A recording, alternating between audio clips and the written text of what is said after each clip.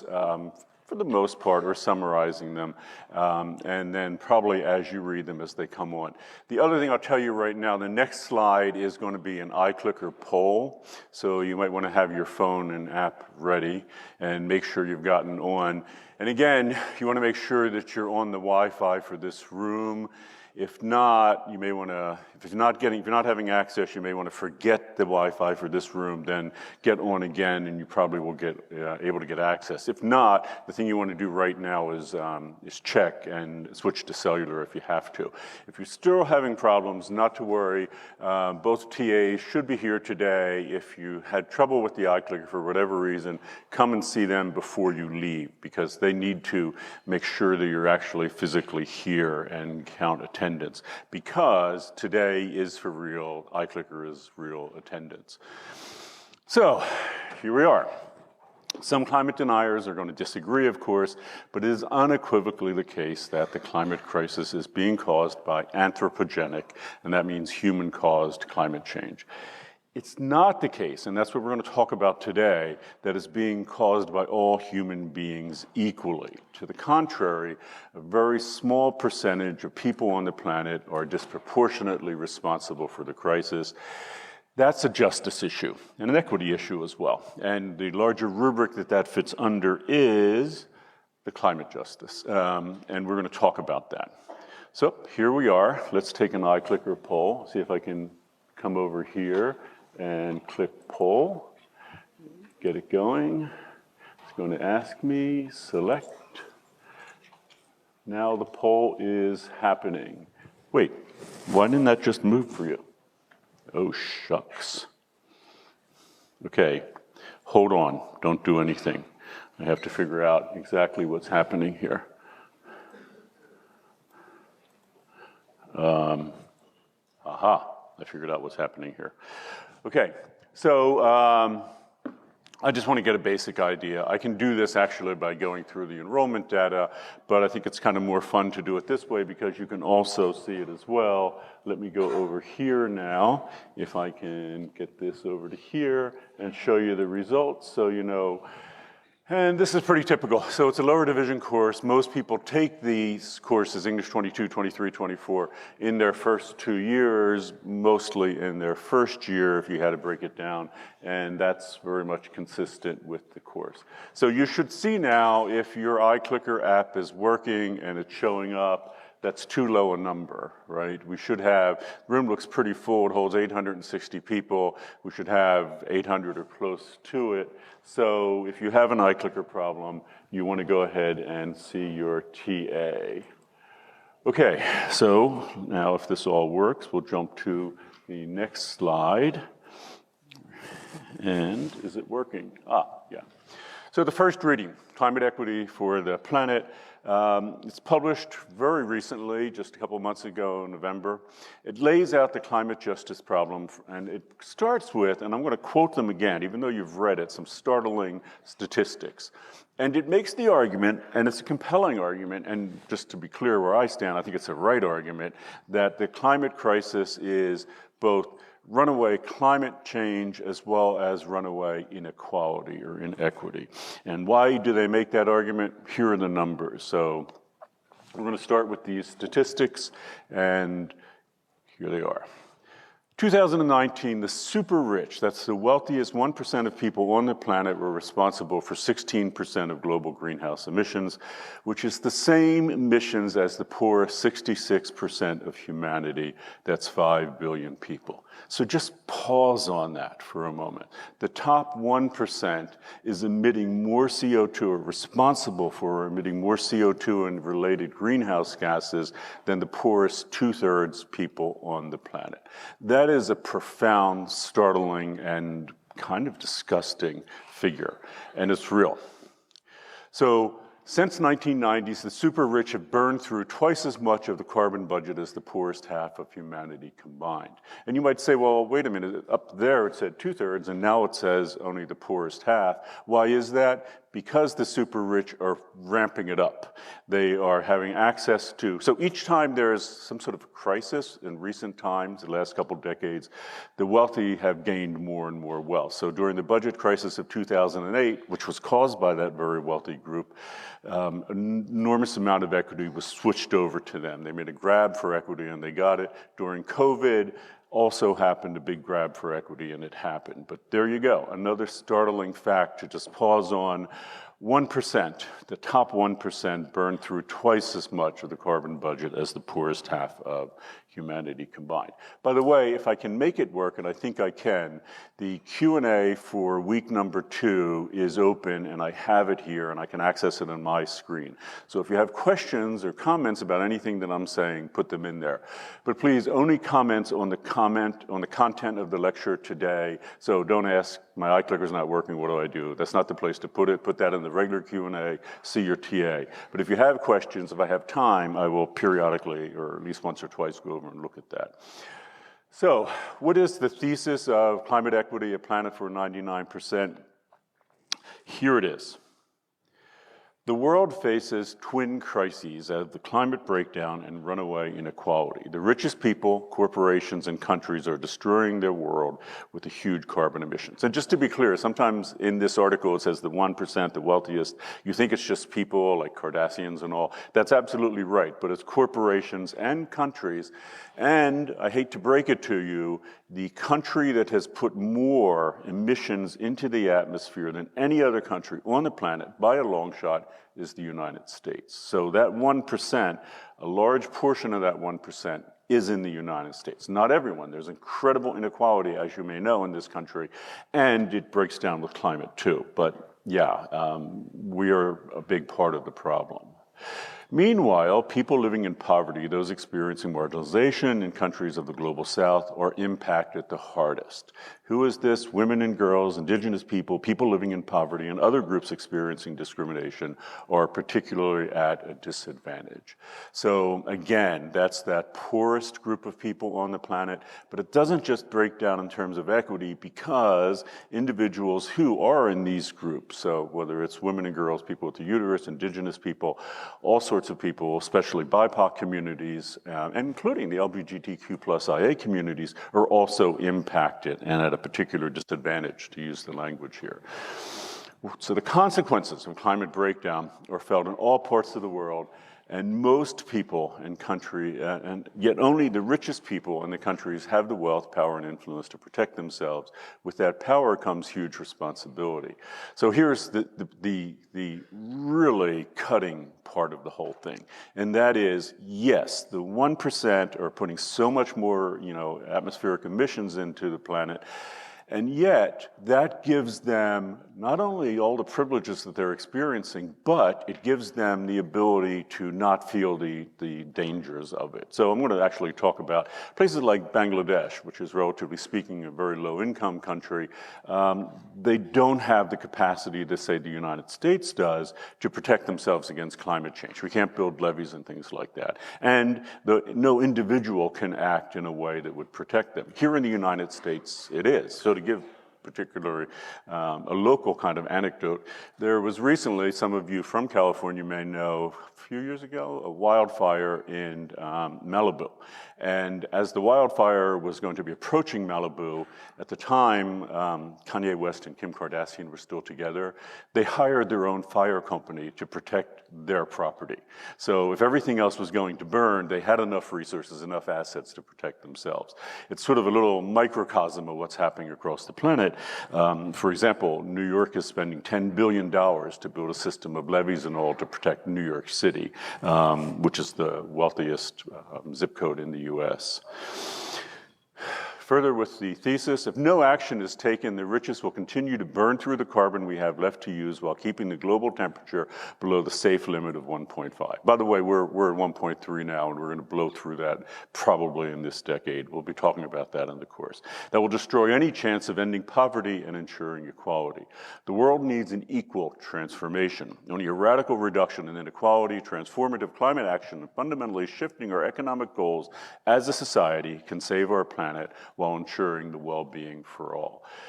It's a mighty powerful thesis. And I was interested in your comments because people were all over the place, and we'll get to it. So many people were really made angry by this article. And as you may imagine, because of the fact that this is happening to the planet and happening because by one group of people, people were angry about that and the inequality and all. And other people were angry at the article, or it gave the impression they were getting angry at it because they thought this wasn't fair to blame the 1% that maybe they should have the wealth that they have. So we'll get into the comments.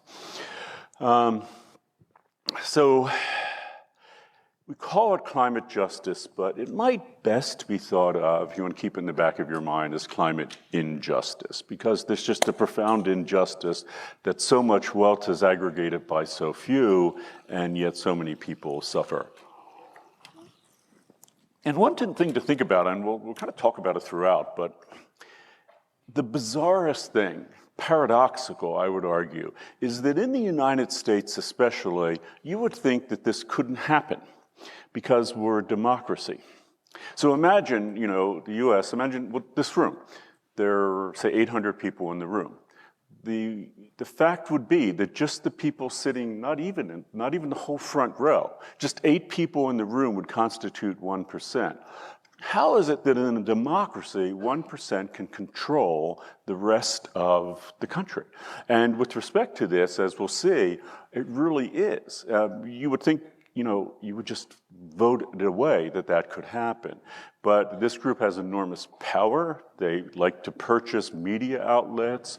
Look at any major media outlet, and I suspect it'll be controlled by a billionaire, whether that's something like Fox News, or at least a billionaire family, or most recently, what was formerly known as Twitter, purchased by Elon Musk. So they also control a good deal of what happens in Washington because they can put politicians that are favorable to them in office through campaign donations, which they make significantly. Fossil fuel countries and its affiliates have directly paid millions of dollars to individual people in Congress. So the answer to it, and I can tell you it's a complicated answer that they give here. You may not agree with everything that they say. I actually don't agree with everything they say. And let me just say that as an aside. I have to get the readings that I get. I can't necessarily have readings just the way I want, and that goes double for documentaries. So I want to talk about food systems, so we use Cowspiracy, but it's not necessarily the best film, and I'll talk about it. So I don't necessarily agree with everything that all these things have said, and in part, I select them because I think they really get you thinking. That's the idea. But regardless of their answer, the solution here is very simple, and has happened in other countries, and that's simply that you need to vote the people out of office that are not acting according to what we need for the climate and put new people in. And unfortunately, and I hate to say it, but your generation is not doing a very good job of that. And what I mean by that is my generation, people older than me, Donald Trump, Joe Biden's generation, they're voting twice as much as you per capita. And it is absolutely true that if your generation just statistically voted as much as that generation, that you could put people in office who want to be in office, people like AOC, Bernie Sanders before her, and who have definite plans. We'll look at one of them, the Green New Deal for solving the climate crisis. That's really the solution, and it's just that simple. So people always ask me, or a question I get asked probably more than anything else, what can I do to help the climate crisis, or to help mitigate it? And they expect maybe I'll say, well, get rid of your car, stop eating beef, and all good things to do. But the number one thing you can do absolutely is to vote. So let's talk about it.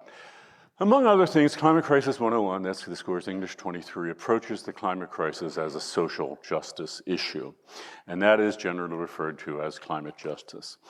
In a certain way, the methodological approach used in Climate Crisis 101 is similar to seeing racism as something that is baked into American culture and has been ever since, and even before our country was founded by a group of privileged white men. So I want to talk about this. The comparison breaks down pretty quickly, but I do think it's an instrumental way into thinking about the injustice of the climate situation by looking at this issue.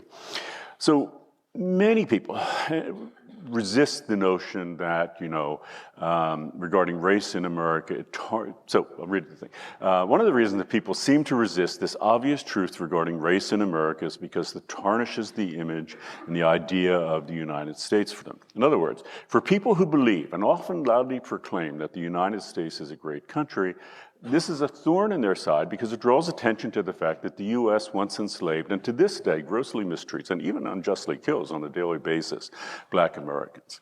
So it's a hard nut to swallow. I mean, if you want to proclaim that this is the greatest country on the planet, how do you deal with this issue? I mean, you can deny it, you can say it's not real, you can say we've already addressed it, and we're going to talk about it. All those things are a kind of denial.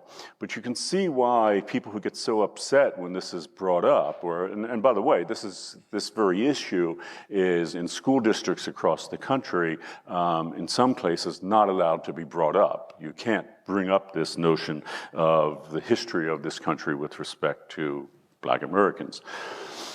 But, it doesn't stop there, because the United States is in a variety of ways unjust to most Americans, including, but certainly not limited to, female-identified individuals, people with a uterus, who are over 50% of the population, people of color, BIPOC communities, over 40% of the population, and the LGBTQ plus community, which Gallup predicts is on a rise, will surely be over 10% of the population.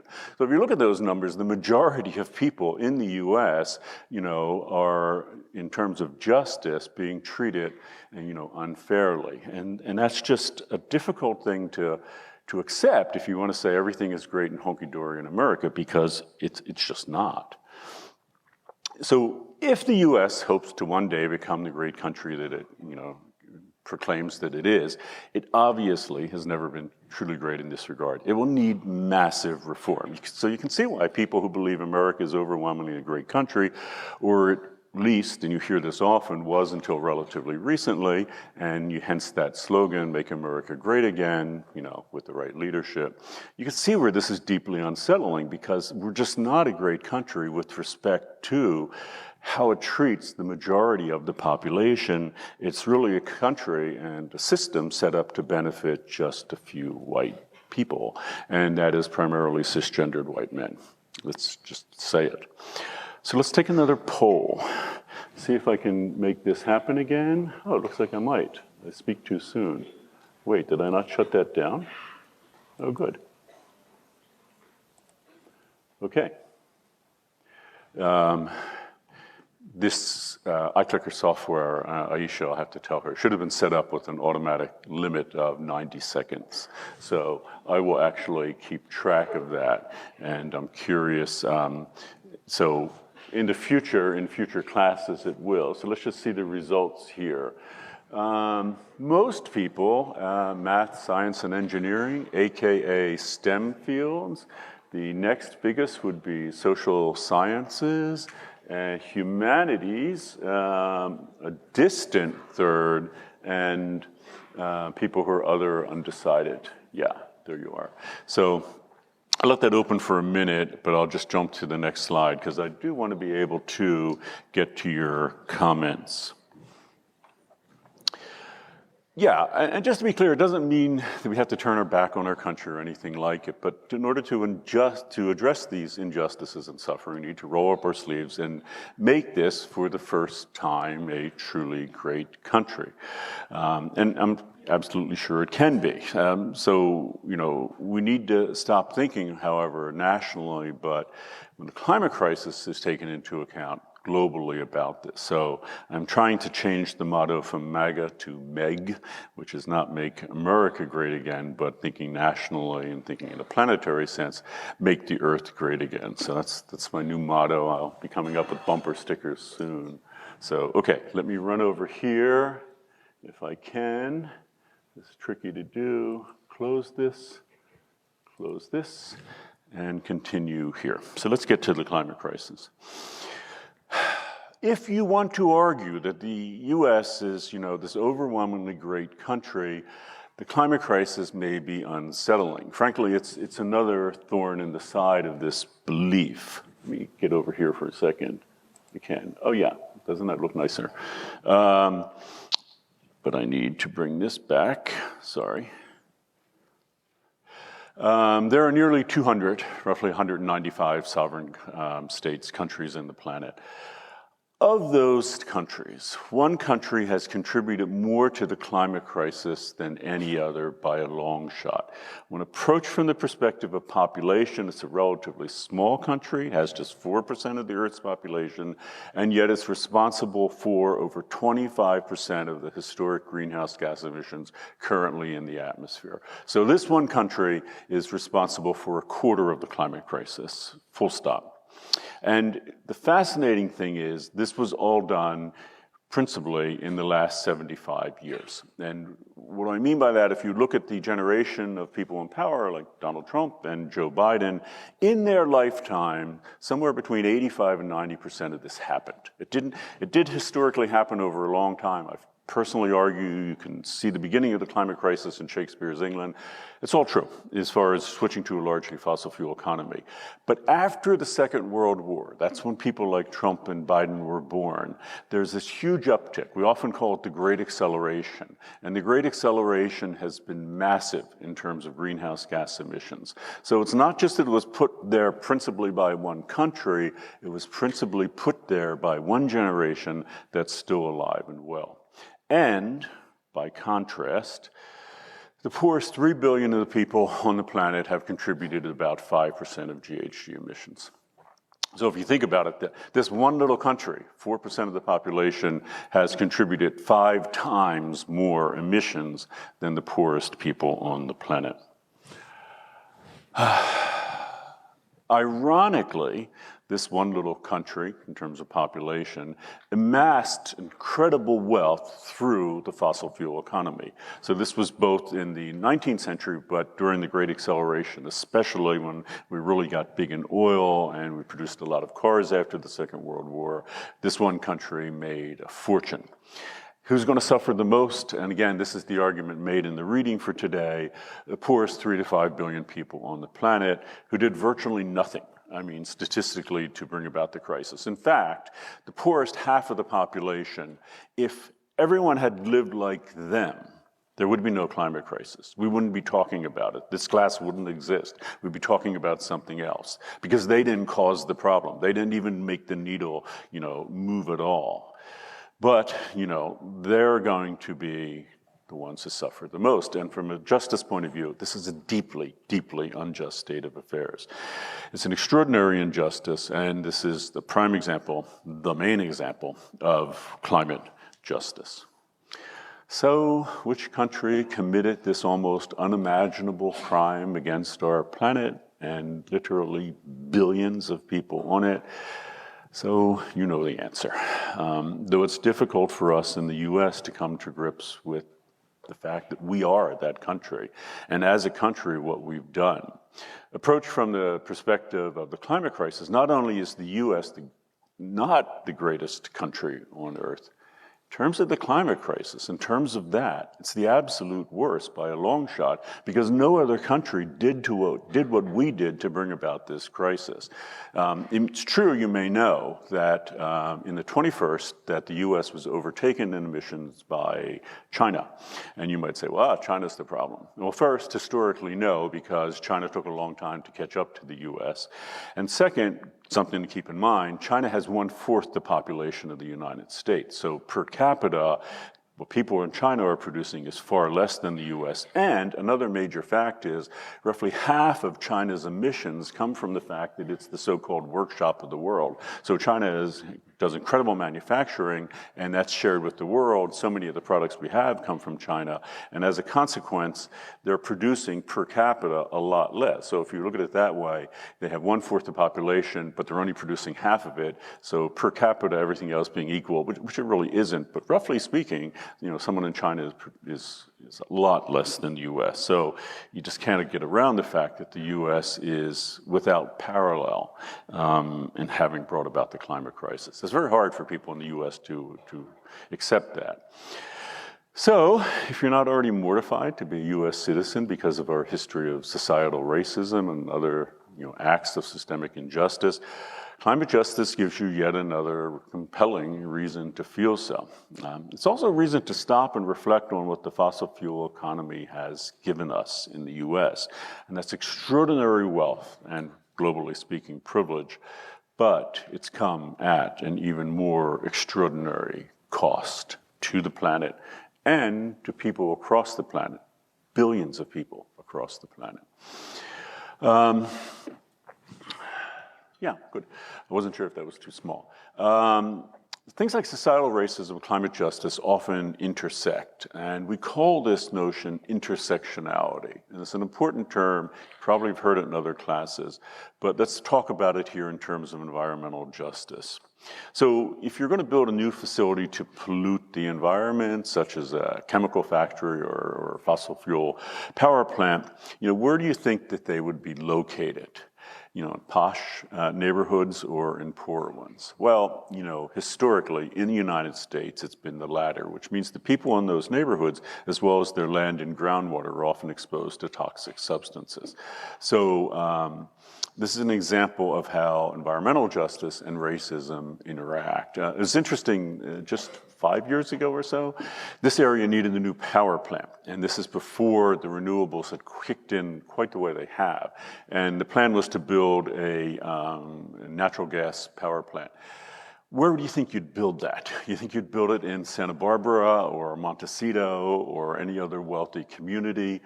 No, it had to be built somewhere relatively close because of transmission lines, and they targeted to build it in Oxnard, which is a poor, largely Latinx community, not too far from here. I was actually teaching at the time, and we literally took busloads of people to the meeting to protest that, and ultimately they decided not to do it. But it's an example that this continues everywhere today, and yeah, it's definitely how privilege works. So all sorts of marginalized individuals and communities can be impacted by environmental and climate justice. So if you're a person with a uterus, you're at a far greater risk of being harmed as being exposed to toxic materials, and even exposed to climate change can significantly threaten your reproductive health. So that's another intersectional issue. In that case, it's not race or economic standing, but rather, in this case, sex. Yeah. So let's get back to climate justice, which is concerned with the impact of climate change across the planet, rather than point source pollution, like what would happen if you built a factory in someone's neighborhood. Issues like race clearly come into play, although this has been, there's been a welcome improvement in recent decades. When I was born, which was 1959, 64 years ago, 90% of Americans were white. And the poorest 3 billion, really the poorest 3 to 5 billion people on the planet, overwhelmingly are BIPOC communities, people of color. So this is not, when you read that article and it says, the 1%, you think, well, these are the wealthy people, and you hear the poorest people, you think, okay, wealthy and poor people. Well, guess what? This breaks down racially pretty clearly. Not everyone in the 1% is white. Most people are. Not everyone is, a cisgendered white man. Most are. And unfortunately, as people have noted in their comments, the people in control of the planet, and I have future lectures, some of it's already recorded, you'll hear, yeah, overwhelmingly the case. What I mean by that is, if you look at Congress, who's in control of the government in the United States, the average age is like 58. The overwhelming majority are white. If you look at people who've been, held the presidency, 60s and 70s year old. If you look at the people who are, CEOs of Fortune 500 companies, for the most part, cisgendered white men, and heteronormative too. So Tim Cook, as you may know, is the president of Apple Computer, the first ever Fortune 500 company CEO who came out as openly gay, which is just remarkable. So a very select group of people are in control of the planet, and this intersects with a range of issues. So if you, believe that the US is the greatest country ever, it presents a challenge to that. For older Americans, it can be especially difficult to come to grips with the climate crisis, as most of the emissions were put there, as I noted, 85 to 90% during their lifetime, the lifetime of Joe Biden and Donald Trump. This can lead to deep denial. Not just, let me just jump to the next slide and then I'll underscore this a little. So when we think about climate change denial, we often, naturally enough, and we're going to deal with it in this class, we have a reading about it and really a documentary about fossil fuel companies trying to deny the validity of the climate crisis so they can continue to make a profit.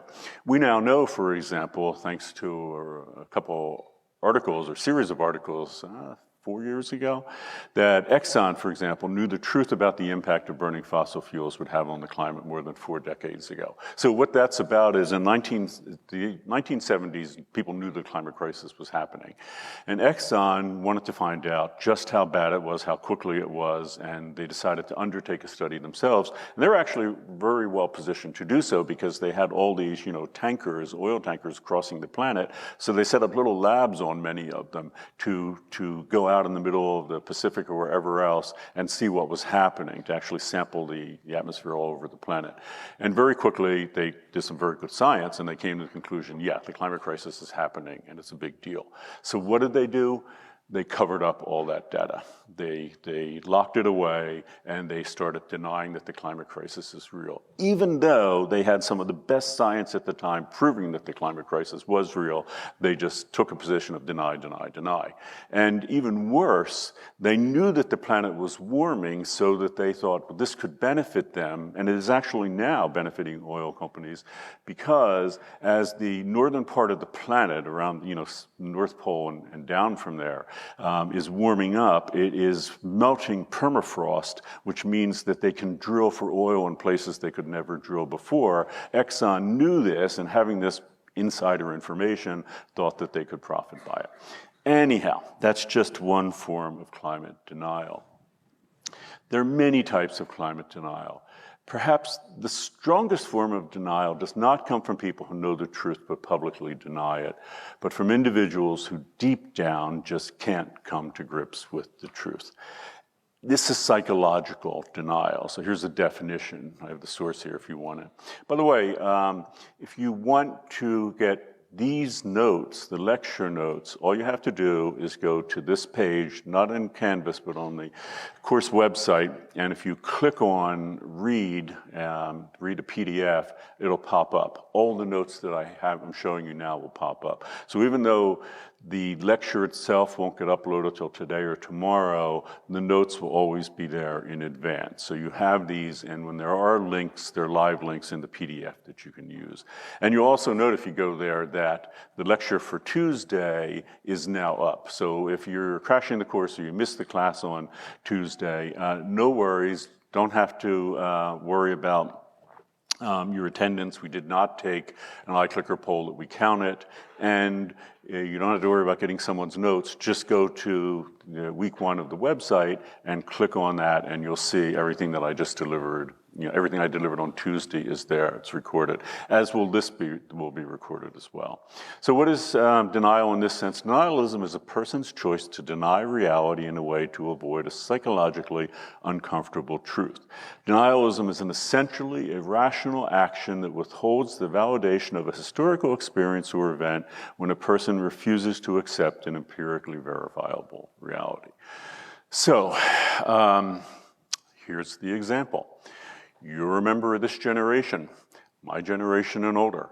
You caused the climate crisis. We caused it here more in the US than anywhere else. Their whole life, and we knew about this beforehand, right? It was, just to be very clear, people will say we didn't know about it. We knew about this in the 19th century that it was coming. Certainly in the 1950s, there are actually public service announcements being made. 1965, the sitting president at the time, Lyndon Johnson, addressed a full Congress talking about the problem.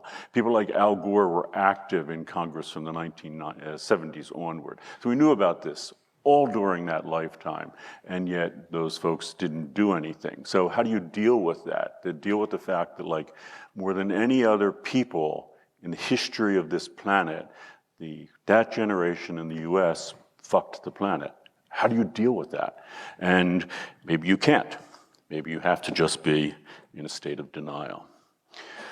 So, and if you want to be proud of the fact, convince themselves that, we're the greatest country, what can you do? How do you deal? How do you reconcile that we're the greatest country, and yet, on the other hand, in terms of the climate crisis, we are the worst country on the planet? Well, the simple, easy solution is denial. Deny that it's real. I'm not saying that you lie to everyone. Denialism, in this sense, is lying to yourself. Because why I note here, it would mean abandoning the thought that we are the greatest country in order to accept the fact that when it comes to our nation's contribution to human-caused climate change, we're unequivocally the worst country on Earth and have been the worst country to Earth. So if you have that kind of investment and belief system, you would just simply want to deny it to yourself and to anyone that would listen. And this really is the issue. And by the way, you can see this, and it shows up in the way people not only think about the issue, but the way they vote for it too.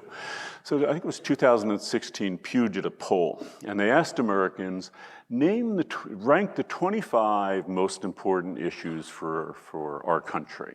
And they also asked people to identify their age and to self-identify where they were on the political spectrum. In other words, you consider yourself very conservative or very liberal.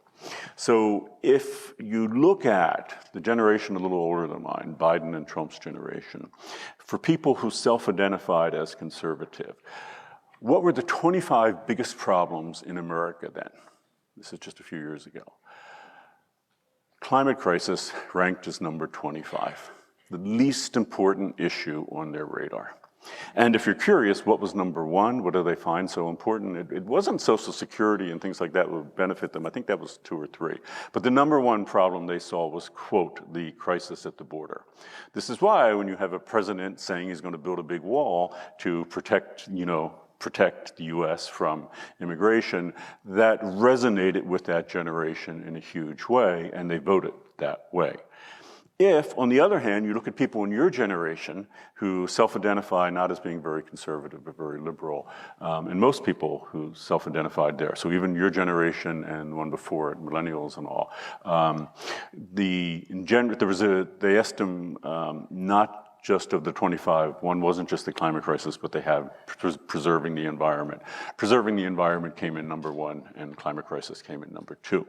That's why, if there's a compelling reason for your generation to vote, is that your priorities and what matters to you is very different from what matters to that older generation. And I would argue in part because of this notion of being in a state of denial, because they just can't accept the reality of what has happened. Carbon footprint for the average American is 30 times greater from the average person in Bangladesh. And we're actually going to have a documentary, The True Cost, that'll give you some insight into what's happening in Bangladesh. But Bangladesh is a very poor country. It's a low-income country, below number 100 out of the 195 countries in terms of income. But, right now, every year, 40% of that country goes underwater for a little while. That's during floods. Why? Cyclonic storms, cyclones hit there. And so with sea level rise, people often talk about it and say, well, why worry about it? It's just really a few millimeters a year. It's going to take a long time to actually get somewhere. But during a cyclonic storm, whether it's a hurricane, a cyclone, or whatever, you can have storm surge of 20 or 30 feet.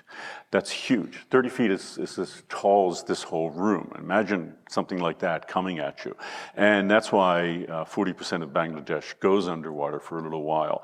But unfortunately, it's not just going to be because of storm surge coming up. Because with 2 feet of sea level rise, 40% of Bangladesh will be lost. It's going to impact us here, by the way. By the end of this century, we're going to probably have a meter or so, a little over 3 yards of sea level rise, 3 feet of sea level rise.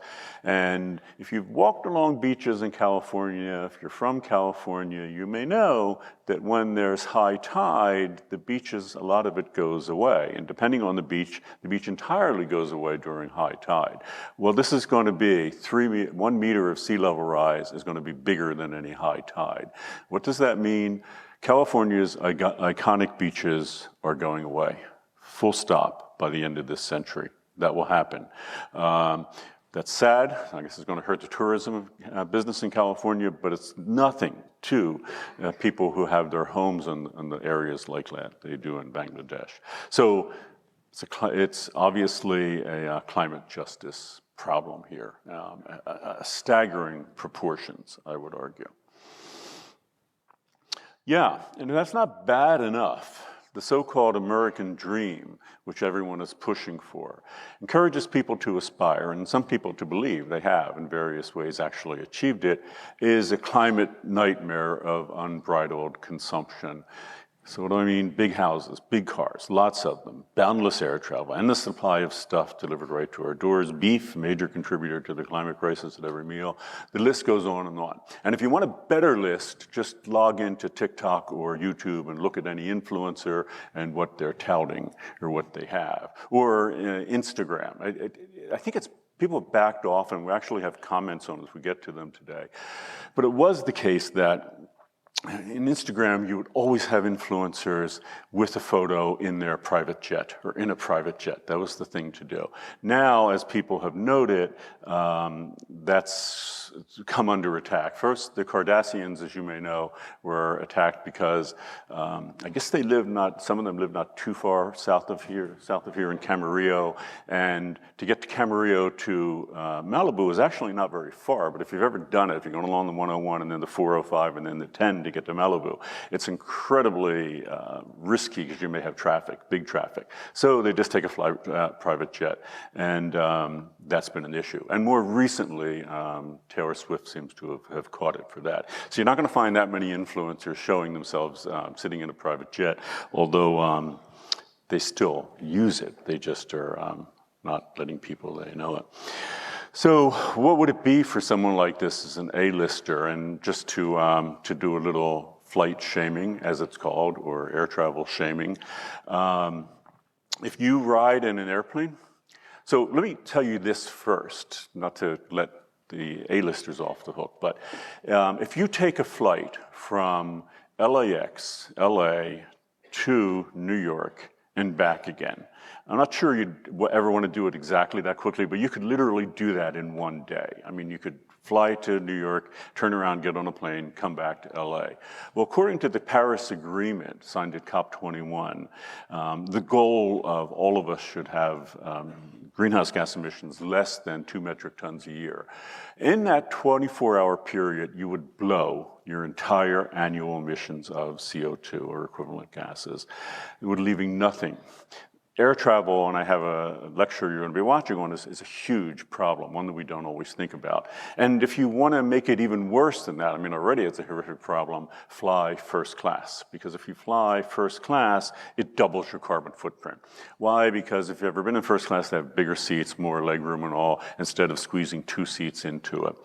But if you really want to screw the planet in a big way, and you really want to, if you fly in a private jet, it's 40 times as much emissions as flying in, coach. And to use the example I just gave, which makes it all the more startling, if you flew in a private jet from LAX to New York and back, you would expend your entire carbon budget for your lifetime. Your whole lifetime. All the carbon that you should be using, that you're allocated to use as a good planetary citizen, you can use up in a day. And there are people doing it. So this supersized form, person living the dream, the American dream, is likely responsible for more GHG, that's greenhouse gas emissions, than an entire village of people living in a place like Bangladesh. So Bangladesh is going to be one of our touchstones. So you'll see why as the course goes on. And when you take into account investments, it's even more. So if you haven't read the article makes clear it's not just that this 1% are doing things like flying around a lot, flying in first class, flying in private jets, but it's also the case that they're investing their wealth in ways that make them more money. So if you're very wealthy, as you may know, you probably don't want to put your money in a bank. You have like an investment portfolio. You invest in all sorts of industries, like high-tech ones like Apple, which I hear is a great investment. But also, many investment portfolios like to keep things balanced out, and they invest in, quote, the energy sector. What that means is the fossil fuel economy. So many of these folks are putting billions and billions of dollars into the fossil fuel economy because they get a slightly more money back on their investment. I mean, the fact that they already have billions of dollars isn't enough. They want to make sure that they continue to make more and more money, and all this is a way to make more money. In fact, someone actually sent me an email with this story that kind of made me really pause with this. If you have a private jet, it's actually a really good investment. I didn't know this. So if you've bought a private jet anytime in the 21st century, and if you bought it, flew around, did everything you want, whenever you bought it in the 21st century, when you sold it, it would cost more than, you'd get more for it than you actually paid for it. So if you, I don't know what a jet costs, $30 million. If you sold it, you'd get 35 million or 40 million because inflation keeps bringing the cost of jets up. So it's a really good investment. I mean, if nothing else, you want it just to have it so that you make more money. If any of us buys a car or a bicycle, it's not going to be worth more when you sell it, probably. But there you go. So, from a climate and climate justice perspective, the belief that America is an overwhelmingly great country could not be more wrong. And with respect to the so-called American dream, it is, quite to the contrary, a climate nightmare. So the American dream is a climate nightmare. Might be great for the people living it, and they might think it's great, and you may see them all over social media touting how great it is, and you may want to be that way. But on the other hand, it is maybe great for them, I'm not quite sure, but for the planet, it's an absolute nightmare. And here's the really unfair part, and it's another kind of injustice on a different register altogether. It's really going to fall to your generation to do something about it. Because if you're waiting for my generation, you're going to wait for a while. Again, it's a low priority for some of them, and it's just not something that they're going to do. They've known about it. I've known about it since I was younger than you are, but they're not likely to do anything about it. And the great irony is, we knew about it so long, and especially in the 90s, people began touting this idea that we needed to act on the climate crisis for future generations, because what would we tell that generation when they got here about what we did to save the planet from what we were doing? The fact is, that's such an ironic statement because you're here now. And we don't have anything to tell you that we did that isn't good, that isn't bad. So what do I mean by that? So I mean, you can say, well, we did good things, we did good things. Okay, but here's the fact. If you look at COP21, which we're going to talk about in this course, which is a milestone, 2015, where the Paris Agreement was signed, the nations of planet Earth, every one of them agreed that they would get on board for reducing greenhouse gas emissions. There was a little blip because one country pulled out for 4 years and then went back in again. In terms of the story I've been telling, it's not surprising. It was that same country that did more damage than any other one, and that was the United States under Donald Trump, where he pulled out of the Paris Agreement. So you have to wonder how we look to the rest of the planet. We're the biggest contributors to the problem, and every other country on the planet said that they were going to work to solve the problem, except that one country. But Joe Biden did put us back in. So COP21 2015, nations of Earth said we're going to cut our greenhouse gas emissions in half by 2030, and we're going to cut them down to 0 by 2050. It was an ambitious plan. Many countries have worked toward doing it. Most haven't. So what's happened since 2015? How successful have we been? Because remember, we're about a little past halfway now, right? So 7.5 years in 2015 was 2022 in the middle of the year. We're past that now. Have we cut emissions down sufficiently? No. Not only that, we haven't cut them, we haven't slowed them down or even stabilized them. Not only that, they're still going up. Not only that, they're going up more than they were in 2015. So the problem with COP21, and it is a problem, is that there was no enforcement mechanism. All the countries said, yeah, we're going to do this, but very few of them did. So that's the problem. Anyhow, the US is still a huge culprit here. I would argue that we don't have to turn our back on our country. That would be counterproductive.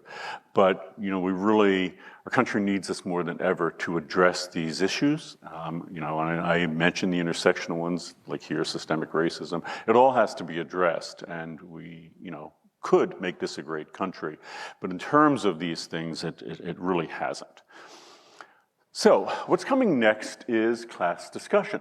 If you haven't already made a comment, your comment, I'm anxious to hear what you write. I try to read all the comments, which is quite a huge job. What you're going to read now are comments that people in this class have already made about the reading that we had, and then I'll comment a little on it. But before that, let me see if I can make this actually work. And this may not work. Technology may not shine on me. So people in this class have already gone on to the Q&A, which is open. So again, that's that's the Q&A for lecture number 2. Someone notes, so I know the super rich are definitely burning through resources like no other. I would imagine that the population of the global 1% is quite large, and as a wealthy country, I'd imagine that some of our middle and upper class in the US is included in that 1%. Do I know the exact number? I don't. So what this person is saying is quite right, that 1%, you might say, well, that's like a global number and all, but certainly a disproportion of that 1% is in the United States. And the United States, when taken together, a very important point to make, because I keep talking about the poorest 3 billion or 5 billion people on the planet. Sadly, some of those are in the United States. So the United States is not like this mono, entity that acts in a certain way. It's the same on the planet. Some people in the US are burning and going through a lot more greenhouse gas emissions than others. Someone knows, so another question, do fossil fuel companies directly fund politicians' campaigns? Absolutely yes. And you may know that Joe Biden has been trying to get through some type of climate reduction ever since he's been in office, most recently with what's called the Inflation Reduction Act. You may know that the prior iterations of it were categorically blocked by, for example, the Republican Party. So everyone who voted on it, who was a Republican, voted against it. Why are they doing that? Well, they would say they didn't think it's very good or whatever, but they are directly being funded by the fossil fuel interests. And it's perfectly fine for Exxon or for a fracking company or anyone else to give thousands or even ultimately millions of dollars to politicians, and they do that. And it's a great deal for the fossil fuel companies and its affiliates because a few $1 million here is going to ensure that they keep many billions, in some cases trillions of dollars of profits going. So you're going to see a documentary on that, which will explain just how that happens. And you might say, well, and some people in the comments were saying, I just want to throw my hands up. What is it we possibly can do to stop this? One of the things we could do is change the law in the United States to not allow that to happen, that none of these large corporations could give money to their politicians. So you're going to see another film, Cowspiracy, that draws attention to the fact that the beef industry gives a ton of money to politicians for the same reason, to ensure its own safety. A guy named Bernie Sanders, who was a political candidate for a while. In fact, in the year 2020, he ran for president of the United States on the Democratic ticket, and during the Democratic primary, he beat Joe Biden in a number of states, including California. So if it would have been up to California, we would have put, Bernie Sanders in office. But Bernie Sanders, starting in 2016, came up with he had it for a while, but he proved it. And he proved it again in 2016 when he took California. He said, I will not take money from any large company, full stop. Even a great company, it's supposed to be doing well, I won't take money. It was entirely a crowdsourced campaign. So he had a website, you could go there, just like you can do with crowdsourcing something else. And I think he was asking for a maximum of $20. And he won California and other states with that because he got millions and millions of dollars from regular people. It was an effort and a compelling one, and people like Al Gore and others have said it was a great idea. It was an argument that we could have a government that wasn't undergirded by wealthy interests, that it would be more democratic. that, only people, you could just give a few dollars for everyone. Do you believe that our generation has the potential to get involved in politics soon enough? By 2030, most of us in the room will only have been able to vote in 2 elections to make a significant difference politically before we get too far down the road toward unimaginable global consequences. Yeah, actually I do. One, again, we have an election coming up for a president and a lot of members of Congress. You could vote there. And again, if you vote in the numbers that people of my generation and older vote, you could turn this around. But there was an interesting study. I was just telling another class about this. And they were trying to figure out who are the most powerful climate communicators on the planet. In other words, who could, if they came out and said something, turn things around? So one of the first answers they gave was faith leaders. And you can actually see that because the sitting Pope now, Pope Francis, and he's the head of the Catholic Church, and if you didn't know, there are 1.3 billion people who self-identify as Catholic on the planet. Pope Francis came out and wrote a scorching indictment of the fossil fuel companies and favoring that we act on climate change and do it directly. And he actually suggested this is the only Christian thing to do is to address the climate crisis, because otherwise God is going to be really mad at us because we screwed up his planet. That's one group. Faith leaders can be very powerful, and many faith leaders, of course, in this country do just the opposite, unfortunately, so it can go either way. Another powerful group of communicators would be people in industry, because, people like me, climate activists, people, won't necessarily hear what I'm saying.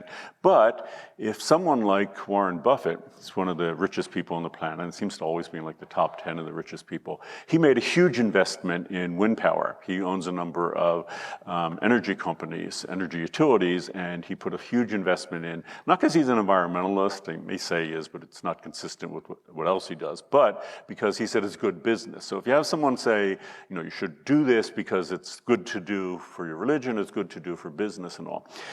Neither of those, they were both very powerful climate communicators, but in the poll, the number one group, and this was surprising, I think, to the people who made the poll, was actually people your age and younger, principally teenagers. So how can teenagers have that much control when they can't even vote? And of course, they're decades away from being that really pivotal generation who are in their 50s and 60s who basically control the planet. Well, those people are your parents. The number one communicator are those people, young people, who go to their parents and convince them, even if their parents are, as I noted, deeply in denial, but they go to their parents and convince them that they need to do something. And you would think, well, that might be hard to do, but one thing to remember is, and you may have seen this, is that, in the US, especially for the last few generations, every generation has believed and wanted their children to have a better life. That's the idea. Especially people who are new to America, they come here because they want their children to have a better life than they have. And historically, if your parents were born in the 60s or so, you have a better life than they do. That's it. But, hot take on this one, it's no longer the case. Your generation, and I'm sorry to break this news to you, but you probably know it already, are not going to have a better life than your parents had. That's not going to happen for a number of reasons, economically and all. You know this if you live in California. It was a lot easier for your parents to buy a house than it ever would be for you to buy a house. There are a host of problems, and one of the biggest ones is, your parents are turning over a planet to you that's in bad shape. So if you can convince them to do something for you, for your future, to follow through on that promise to give you a better life, you'll make a difference. So yeah, so I do think that's possible. So let's go through into some of the comments that people have already been making. And I won't read these, but I'll let you read them and I'll kind of paraphrase it. I put this one first because a number of comments started off this way, that having read that, having been hit with this, the statistics that we're talking about, people became really angry, really frustrated, really pissed off. And drawing attention to the fact that white privileged men, who had the opportunity to shed light on the climate crisis, to do something and act on the climate crisis, did not, as the person said here, do anything at all. Instead, they're the ones making decisions that only benefit themselves, whether it be economically or politically, while forgetting about the rest. And that means the rest, people economically, lower than them, but the rest of the people on the planet, really. It's as if their intention is to destroy minorities to keep on possessing the title powerful and privileged. They're supposed to be taking action so that our future can be clean and green, not gray and dusty. These climate problems that we are facing now have long-lasting effects on our environment, our health, our lifestyle. Therefore, they're not going to do anything about it as people will suffer. So that's right. I mean, you could see why, because it was interesting and not surprising that many people, that was their knee-jerk response, to become very angry.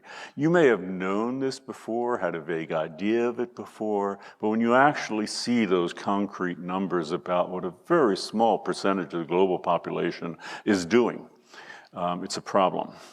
And it's striking because, kind of to repeat what I said before, well, it's striking in the US because we're a democracy. You wouldn't think that this could happen, right? I mean, look at it this way. Say there are 800 people in the room. There are about 800 people in the room. It's that same idea that those 8 people would control everything.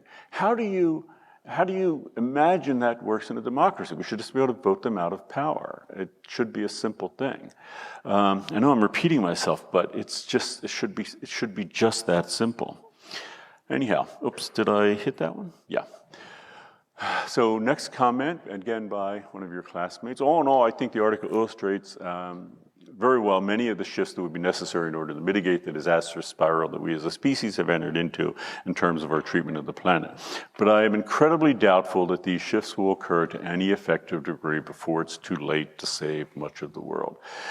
Yeah, so in terms of, and I actually, if you recall, in the prompt I gave you for the comment, if you looked at it, or if you remember, I mentioned this in a lecture on Tuesday, I really want to hear what you feel about this. I want to hear what you think about it too. That's why it would be so disappointing to me if you use like an AI to try to come up with an answer here.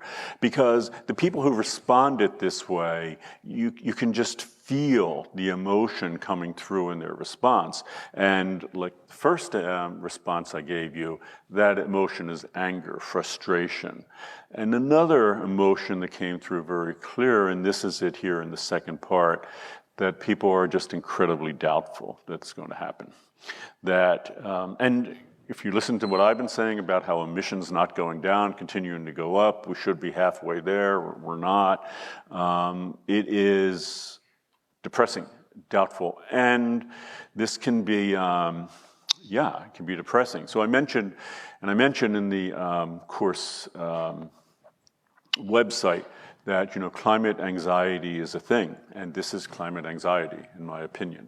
It's not just you're worried about what's happening, but you're just really depressed that nothing is going to stop it. It'd be one thing to think we've done all this and it's getting worse and all, but at least we're trying to solve it. That would be good. There's reason to be optimistic, but there isn't reason to be optimistic here. And that 1% of people in power are showing no interest, as we can see, to do anything about it. That's why I mentioned, so what can you do? I mean, I'm hammering on the idea of voting. We're going to talk about personal change, personal things. We're going to sing about what you buy, things, how you eat, and things like that. The other thing, which I mentioned in lecture on Tuesday, I would really consider is getting involved in some way.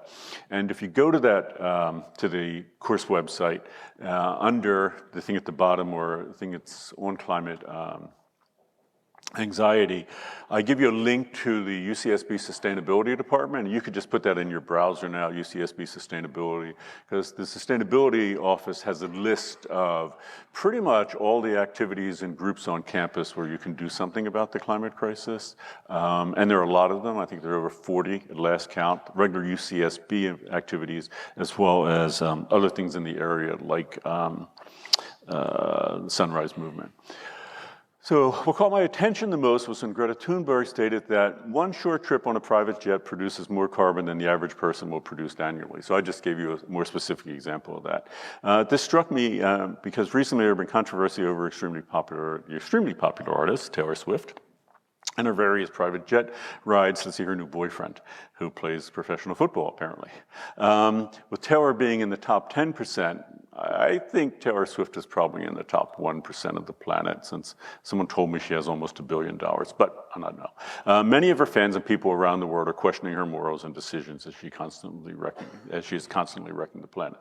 And she is, when she's doing things like that. So I think that's another thing one can do. I mean, if, to get behind influencers who are just sort of profligate with respect to the planet, who are just over the top, celebrating their destructive behavior, I think that's an issue. We're going to talk about this very concept of voting with your dollars. It's a complicated one, but it is the case that when you support companies, when you support individuals who are openly doing things that they wouldn't have to do, you can signal your dissatisfaction.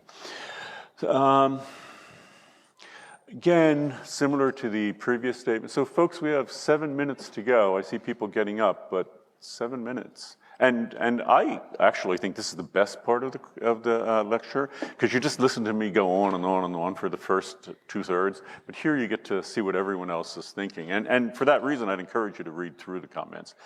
The article tries to blame the 1% and shows that they should be the solution because they control all the wealth and power. But this will never happen. The way that we will solve this is by working with them. They have the money, the resources, and the power in this country. The only way we get out of this mess is by working together, not alienating those who we believe at fault. So one of the things that you'll find when you read the comments is different positions, because many people, fueled by that sense of anger that we saw with the first comment, feel we just have to stop them right now. And one way of doing that would be to put people in office to, and actually there are comments on this, and I can address it now since we're getting near the end. One of the solutions put forth in the article, if you haven't read it, is of course to put a much greater tax on the wealthy so that we could tax them, use that money to help mitigate the climate crisis and for a range of other social justice ills that need to be changed. And the article put on there 60% as a figure. And a number of people logged in and said, yeah, you'll never do that. You'll never tax the wealthy to 60%. It just won't happen. It's unrealistic. We have to work with them. But if you look at the history of the United States, and some of you have had history classes here will know about the New Deal, which was FDR during the 1930s and into the 40s. Same kind of inequity there. You had massive fortunes, people known as the robber barons, and FDR's administration put into effect a series of laws that ultimately resulted, by the end of the Second World War, to a 90% tax on the wealthiest tax bracket. At the time, that was people who made $200,000 or more. If you convert that today, that would be people who make $3.5 million or more. So isn't it fair that if you make $3.5 million, you would have to pay a substantial tax? In one of the lectures you'll be watching that I pre-recorded, I noted that, I think it was 2017 and 18, Amazon, largest company in terms of actually selling stuff in the US, 2017-18, they paid absolutely zero in tax for Amazon. So you paid more, your parents paid more that year than Amazon did. This 90% tax held strong through the 1940s, 50s, and into the 1960s, and has slowly been eroded since. And there were efforts to undermine it with tax loopholes and all, but there are other countries that absolutely hold to that today. European countries, social democracies, places like Denmark and all. So, I mean, it's absolutely possible. It was done in this country, and if you look back to the period that everyone says, well, America is great, and America should be like it was back in the 50s and 60s. That's precisely the point where that tax was in effect, where people were paying that extraordinary amount. So The question here is, should we, as this person said, work with those individuals and try to get them to use their money and hope that they will act, you know, to the benefit of us and the planet and all, or should we change the laws and wrestle power away from them? And that was debated throughout the comments. Yeah, white men in power who are guilty of mass contribution to climate crisis, and you still leave them in power with the authority to dictate the outcome. Yeah. Okay, let me do the last iClicker poll. Notice I just rapidly went through a ton of comments. They're there. Please do look at them. And even more, please go and look at the comments that as you make them.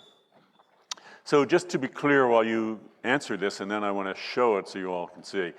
Every Tuesday, we're going to be doing readings just like this. Every Thursday, we're doing the same exact thing. It's going to look the same way, but we're going to do it with the film. Okay, so if you're curious, most people in the room are exceptionally anxious, followed closely by people who are moderately anxious about the climate crisis. As far as I can tell, no one thinks that it's not a big problem at all, although people do, a small number, 6 people think it's been a little overhyped. Okay, there you are.